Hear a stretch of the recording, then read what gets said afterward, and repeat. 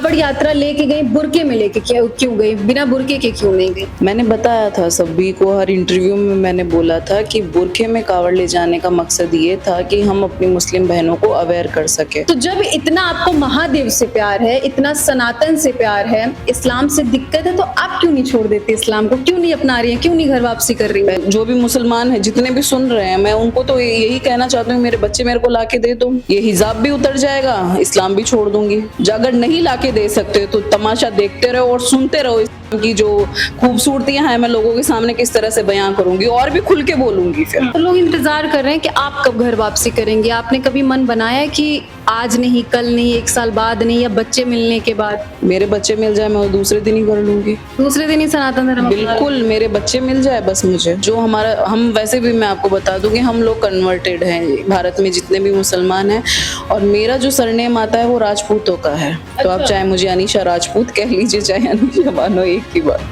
सारे मुस्लिम कन्वर्टेड कब हुए थे? भारत में सब कन्वर्ट ही हुए थे। वही है कि तलवार के दम पे इन्होंने सलवार पहनी थी सब में। क्या है मक्का मदीना में ऐसा? सेम जैसे आप में होता है, आपके जैसे वहाँ होता है, जैसे परिक्रमा करते हैं वहाँ पे तवाफ करते हैं, जैसे आपके यहाँ पूजा की जाती है वो ही सेम है। वो भी पत्थर का बनाया हुआ है, उसी को चूमते हैं वो जाके। आप में भी 2 कपड़े पहने जाते हैं जब वो मतलब वहाँ काशी वगैरह जाते हैं, वहाँ पे उम्रा पे भी वही पहने जाते हैं, और लड़के और जो भी जेंट्स होते हैं वो अपने बाल पूरे कटवाते हैं। सेम टॉपिक है। और इस्लाम जो है सिर्फ हर धर्म से कॉपी किया गया है। इस वक्त वीडियो में हमारे साथ बातचीत करने के लिए अनीशा बानो है। अभी हाल ही में ये हरिद्वार गई थी, कावड़ यात्रा पे निकली थी। सोशल मीडिया पे तरह तरह की प्रतिक्रियाएं भी उस टाइम पर आई, कई तरह के विरोध भी हुए और कई लोगों ने सपोर्ट भी किया।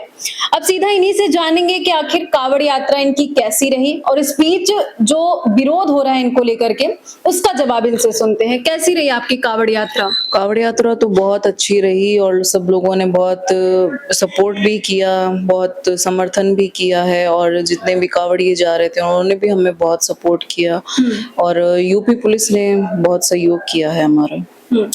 लेकिन बीच में विरोध भी हो रहा है कावड़ यात्रा को लेके। आपको कहा गया कि कावड़ यात्रा लेके गई, बुरके में लेके क्यों गई, बिना बुरके के क्यों नहीं गई? मैंने बताया था सभी को, हर इंटरव्यू में मैंने बोला था कि बुरके में कावड़ ले जाने का मकसद ये था कि हम अपनी मुस्लिम बहनों को अवेयर कर सके, और साथ ही में हिंदू बहनों को भी अवेयर कर सके जो इस्लाम मजहब की तरफ जा रही है। क्योंकि इस्लाम मजहब में जब हम मुस्लिम होके हमें इंसाफ नहीं मिल रहा, तो वो वहां पे किस तरह से रहेगी वो सबको पता है। कि जिस तरह से लड़कियों को लव जिहाद में फंसाया जाता है, वो लड़कियां थोड़े दिन बाद में या तो फ्रिज में मिलती है या नदी नालों में मिलती है। और जो मुस्लिम महिलाएं हैं जिनको तलाक दे दिया जाता है, तलाक के नाम पे उनका हलाला करवाया जाता है, और इस्लाम के हिसाब से उनको कभी इंसाफ मिलता भी नहीं है।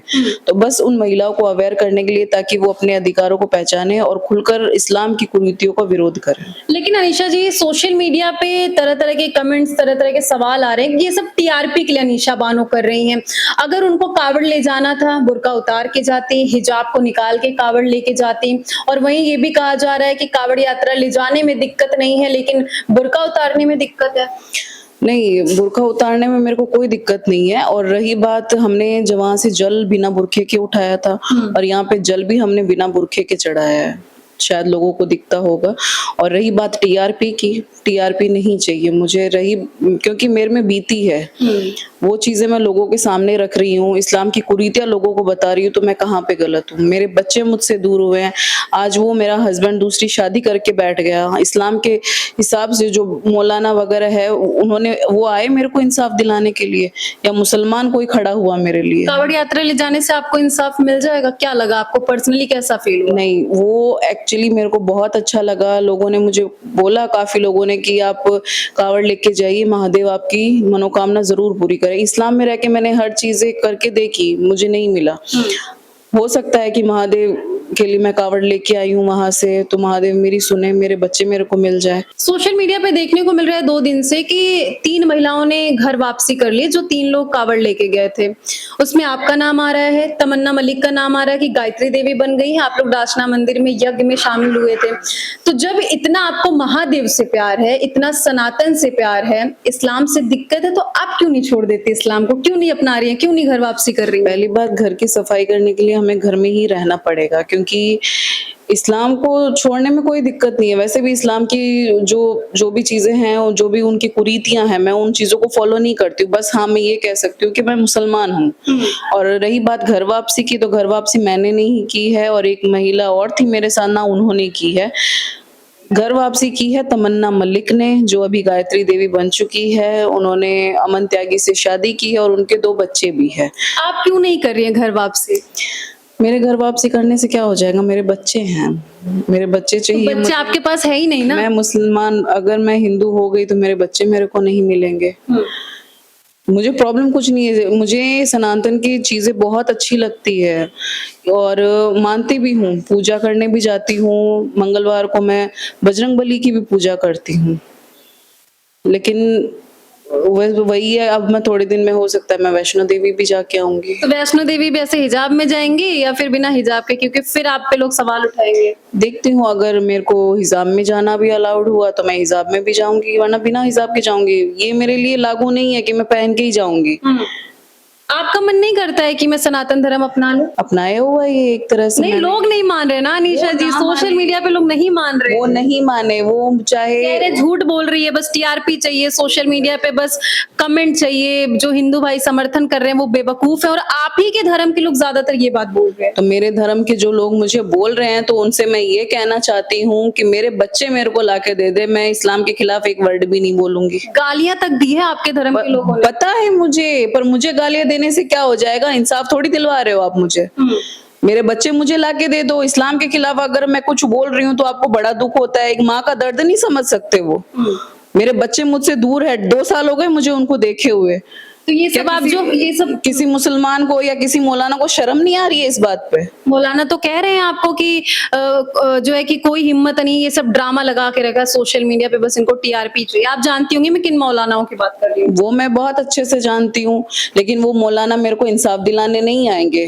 मुझे ही क्या, इस्लाम की जो कुरीतियों से महिलाएं परेशान है। एक जावेदा थी, वो आज चुपचाप होके बैठ गई है, क्योंकि इस्लाम के हिसाब से वो ये मौलाना जो भौंकते रहते हैं, वो आए के इंसाफ दिलाने? वो नहीं आएंगे। कहते तो है मौलवी मौलाना कि हमारा इस्लाम जो है कि अमन शांति का है, धर्म है, ये है वो है।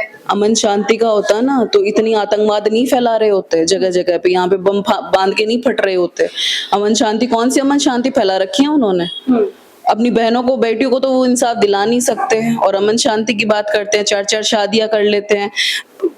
उनका विरोध करो ना खुल के, क्यों नहीं करते? तो लोग इंतजार कर रहे हैं कि आप कब घर वापसी करेंगे। आपने कभी मन बनाया है कि आज नहीं, कल नहीं, 1 साल बाद नहीं, या बच्चे मिलने के बाद? मेरे बच्चे मिल जाए मैं दूसरे दिन ही कर लूंगी। दूसरे दिन ही सनातन धर्म अपना बिल्कुल, मेरे बच्चे मिल जाए बस मुझे। जिस दिन मेरे बच्चे मिल गए, जो भी मुसलमान है, जितने भी सुन रहे हैं, मैं उनको तो यही कहना चाहती हूँ, मेरे बच्चे मेरे को लाके दे दो। ये हिजाब भी उतर जाएगा, इस्लाम भी छोड़ दूंगी। अगर नहीं लाके दे सकते तो तमाशा देखते रहो और सुनते रहो। इस्लाम की जो खूबसूरतियां हैं मैं लोगों के सामने किस तरह से बयां करूंगी, और भी खुल के बोलूंगी फिर। ये तो कहते हैं कि हमारे धर्म में महिलाओं को जितनी आजादी, जितनी इज्जत मिलती है वो किसी धर्म में नहीं मिलती। मौलवी कहते हैं। एक भी आयत कुरान के हिसाब, कुरान से निकाल के बताओ, हदीसों से निकाल के बताओ, मैं यहीं पे बैठी हूँ। एक भी बताओ अगर महिलाओं के हक में कुछ भी अगर कुरान में या हदीसों में लिखा है कि महिलाओं के इतने हक या हुकूक है, मैं मान जाऊंगी। कोई हक नहीं, कोई इज्जत नहीं, कोई इज्जत नहीं है। यहाँ तक कि लौंडिया और बांदिया बनाने का हुक्म है कुरान में महिलाओं को। साजिद रशीदी भी बहुत सारे बात कह रहे हैं आपको लेकर के भी। उन्होंने कहा है कि ये बस अपने आप को चमकाने के लिए ये सब कर रही है, इस्लाम को बदनाम कर रही है। अगर इतनी ही दिक्कत है तो इस्लाम छोड़ क्यों नहीं रही? साजिद रशीदी जो, हाँ, उन्होंने मेरे को काफी बार मतलब वो मेरे बारे में बहुत सी चीजें बोली है। तो मैं उनको एक चीज मैं बता दूं, 13 साल मैं उस घर में रही हूँ राजस्थान में, जाके आप पता कर लो, ठीक है। और रही बात मेरी टीआरपी की, तो टीआरपी नहीं चाहिए मुझे। मेरे बच्चे लाके दे दो। आज भी मैं कह रही हूँ मौलाना रशीदी से, मुझे मेरे बच्चे लाके दे दो, लेकिन मुझे मेरे बच्चे चाहिए, और उस आदमी को भरे चौराहे पे कोड़े मारे जाए जिसने मेरी जिंदगी बर्बाद की है। अच्छा, साजिद रशीदी ने अभी कहा था कावड़ियों को लेकर के, नशेड़ी, भंगेड़ी, गजेड़ी, आतंकवादी भी कहा था। मैं खुद हरिद्वार से चल के आई हूँ, मैंने एक भी नशेड़ी गंजेड़ी नहीं देखा। और रही बात आतंकवादी की, तो सबसे बड़ा आतंकवादी तो खुद मौलाना रशीदी है। इतनी बड़ी बात उनको क्यों कह रही है आतंकवाद फैला ही रखा उन्होंने। अगर कावड़ी आतंकवादी होते ना तो आज मक्का पे कब्जा कर लिया होता, और जितने भी मदरसे और जितनी भी मस्जिद है सब में से गंगा जल बह रहा होता अगर आतंकवादी कावड़िए होते। तो इस्लाम में मुसलमान है सबसे बड़े आतंकवादी, जो जगह जगह अपनी हुकूमत फैला रहे हैं और जबरदस्ती सब पे कब्जा किए हुए हैं। क्या बोलेंगे आप रशीदी को? मैं तो उनको यही कहूंगी कि मैं बहुत जल्द अब उसके खिलाफ भी कार्रवाई करने वाली हूँ। कैसे कार्यवाही करेंगी? रिपोर्ट लिखवाऊंगी पुलिस स्टेशन में, क्योंकि आपको लगता है कि आपकी रिपोर्ट लिखवाने से कुछ फर्क पड़ेगा साजिद रशीदी पे? वो कहते हैं मेरे को आए दिन धमकियां आती है, आए दिन मेरे पे कंप्लेन होता, मुझे कोई फर्क नहीं पड़ता। वो तो अगर वो ये बात बोल रहे हैं तो गवर्नमेंट की फिर कमजोरी है कि गवर्नमेंट ऐसे लोगों को सपोर्ट कैसे कर सकती है जो कावड़ियों को आतंकवादी कह रहा है और जो खुल के ये बोल रहा है कि मेरा कोई कुछ नहीं बिगाड़ सकता। तो गवर्नमेंट को इस पे सख्त से सख्त एक्शन लेना चाहिए। उसने बोला है कि औकात है मदीना जाने की, कब्जे की बात कर रही है, अगर उनकी औकात है तो मक्का मदीना जाके दिखाएं। आपको उन्होंने डायरेक्ट हमारे कैमरे पे बोला है। मैं जाके आ चुकी हूँ, मुझे जाने की जरूरत नहीं है। मदीना में जाके आ चुकी हूँ, 2019 में दिसंबर में मैं जाके आ गई थी। क्या लगा, क्या है मक्का मदीना में ऐसा? सेम जैसे आप में होता है, आपके जैसे वहाँ होता है, जैसे परिक्रमा करते हैं वहां पे तवाफ करते हैं, जैसे आपके यहाँ पूजा की जाती है वो ही सेम है। वो भी पत्थर का बनाया हुआ है, उसी को चूमते हैं वो जाके। आप में भी 2 कपड़े पहने जाते हैं जब वो मतलब वहाँ काशी वगैरह जाते हैं, वहां पे उम्रा पे भी वही पहने जाते हैं।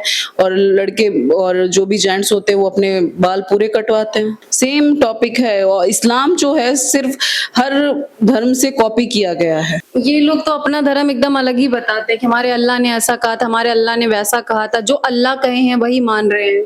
अल्लाह ने कुछ भी नहीं कहा था, जो कुछ कहा है इन मुल्लाओं ने कहा है। क्या कहा है इन मुल्लाओं ने? मुल्लाओं ने ही तो ये सब कुछ लिखा है। कुरान किसी आसमानी किताब थोड़ी है, कुरान इन मुल्लाओं ने ही लिखी है लोगों का ब्रेन वॉश करने के लिए, और कर रहे हैं। अभी सलीम आस्तिक की बेटी भी एक कैमरे पे आई थी, उसको लेकर भी मौलवी कह रहे हैं कि अभी तक तो कोई परिवार, कोई घर, कोई बेटी नहीं थी, अचानक से बेटी कैसे आ गई कैमरे पे? आप लोग लगातार साथ रह रही हैं, क्या है सच्चाई इसकी? नहीं तो है, बेटी है तो आएगी नहीं क्या? सपोर्ट तो करेगा ही फैमिली। आप सलीम आस्तिक के साथ हैं? जी बिल्कुल। कब तक रहेंगी साथ? भाई वो मेरे को आज मैं जो कुछ भी हूँ उन्हीं की वजह से हूँ। उन्होंने मेरे को फुल सपोर्ट किया है, मेरा भी फुल समर्थन है उन्हें। आप लोग अपना नाम क्यों नहीं बदल रहे अनीशा जी? क्योंकि लगातार कहा जा रहा है कि अगर आप सच में, चलिए मान लीजिए आप घर वापसी नहीं कर रही हैं, लेकिन नाम तो बदल सकती हैं ना। मेरा नाम अनीशा है। अनीशा हिंदुओं में भी होता है, बस सरनेम का दिक्कत। बानो। और जो हमारा, हम वैसे भी मैं आपको बता दूं कि हम लोग कन्वर्टेड हैं भारत में जितने भी मुसलमान हैं, और मेरा जो सरनेम आता है वो राजपूतों का है। तो आप चाहे मुझे अनीशा राजपूत कह लीजिए, चाहे अनीशा बानो, एक की बात। सारे मुस्लिम कन्वर्टेड कब हुए थे? भारत में सब कन्वर्ट ही हुए थे। वही है कि तलवार के दम पे इन्होंने सलवार पहनी थी सबने। कट्टरता वही है जो कुरान में लिखा हुआ है, जो चीजें हैं। अब ये कट्टरता इनको कुरान से ही आती है, मदरसों से आती है। जिस दिन इंडिया में मदरसे, मौलाना और शरिया कानून जिस दिन बंद हो गया ना, तब सच में असल में भारत में अमन शांति फैलेगी। अच्छा, एक आखिरी सवाल है, कुछ मुस्लिम पैनलिस्ट ऐसे भी जिनको वंदे मातरम से बहुत ज्यादा दिक्कत हो रही है? उनको दिक्कत है क्योंकि वो कहते हैं कि हम वंदे मातरम नहीं बोलेंगे। वंदे मातरम का मतलब होता है कि किसी की स्तुति करना, जो हम नहीं कर सकते सिर्फ अल्लाह के सिवा। तो मुझे वंदे मातरम बोलने में कोई दिक्कत नहीं। आप एक बार बोलिएगा वंदे मातरम। वंदे मातरम, भारत माता की जय। मुझे कोई प्रॉब्लम नहीं है। और मुस्लिमों को दिक्कत है? उनको दिक्कत है क्योंकि वो अपने आप को कट्टर दिखाने का करते हैं कि हमारा मजहब जो है, जो मजे का हब है, वो उनके लिए बहुत ज्यादा इम्पोर्टेंट है। फिलहाल इनकी बातों को लेकर आपकी अपनी क्या राय है? कमेंट सेक्शन में जाकर के जरूर बताइएगा। जय हिंद।